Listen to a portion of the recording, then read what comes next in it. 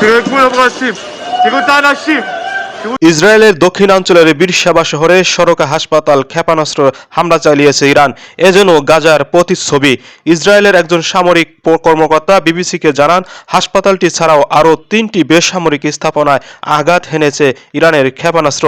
ইসরায়েলের জরুরি পরিষেবা জানিয়েছে তাদের সদস্যরা ঘটনাস্থলে যাচ্ছেন। বৃহস্পতিবার ইসরায়েলের দিকে কয়েক ডজন ক্ষেপণাস্ত্র ছুড়েছে ইরান। এর ফলে ইসরায়েলের বেশিরভাগ অংশে সাইরেন বেজে উঠেছে বলে জানিয়েছে দেশটির সামরিক বাহিনী। বিস্ফোরণের শব্দ শোনা গেছে জেরুজালেম ও তেল আবিবে। এদিকে ইসরায়েলি সংবাদ মাধ্যম টাইমস অব ইসরায়েলের দেওয়া তথ্যের বরাতে আল জাজিরা জানিয়েছে, ইরান থেকে নিক্ষেপ করা ক্ষেপণাস্ত্রের আঘাতে সরকা হাসপাতালের ছাদের একাংশ ধসে পড়েছে। সেই সঙ্গে ভেঙে গেছে হাসপাতাল ভবনের বাইরের দেওয়ালের কাজ।